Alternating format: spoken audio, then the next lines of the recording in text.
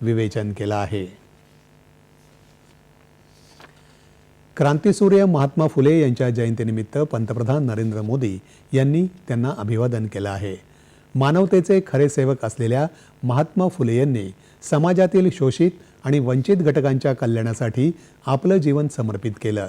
देशासाठी त्यांनी दिलेलं अमूल्य योगदान प्रत्येक पिढीला प्रेरणा देत राहील असं पंतप्रधानांनी म्हटलं आहे।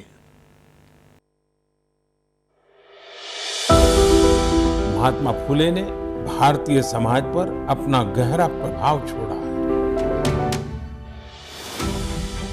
भेदभाव और असमानता के खिलाफ बड़ी लड़ाई लड़ी,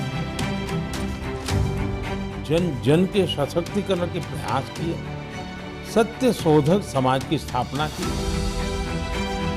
महात्मा फुले ने बेटियों के बंद शिक्षा के दरवाजों को खोला। उस दौर में बेटियों के लिए स्कूल खोले, कन्या शिशु हत्या के खिलाफ आवाज उठाई।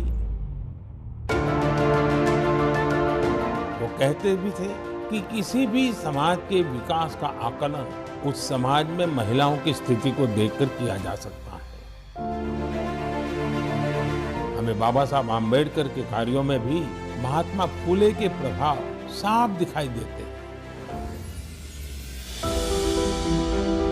महात्मा फुले के जीवन से प्रेरणा लेते हुए मैं सभी माता पिता और अभिभावकों से अनुरोध करता हूं कि वे बेटियों को जरूर पढ़ाएं। मैं देश के लोगों को महात्मा फुले की जयंती पर बहुत बहुत बधाई देता हूं। महात्मा ज्योतिबा फुले यांच्या जयंतीनिमित्त मुख्यमंत्री देवेंद्र फडणवीस, उपमुख्यमंत्री एकनाथ शिंदे आणि उपमुख्यमंत्री अजित पवार यांनी अभिवादन केलं आहे। थोर समाजसुधारक, जनसामान्यांचे आधारस्तंभ, स्त्री शिक्षणाचे अग्रणी अशा शब्दात क्रांतीसूर्य महात्मा ज्योतिबा फुले यांना मुख्यमंत्र्यांनी वंदन केलं आहे। थोर मराठी लेखक, विचारवंत आणि समाजसुधारक महात्मा ज्योतिबा फुले यांना शतशः नमन अशा शब्दात एकनाथ शिंदे यांनी अभिवादन केलं।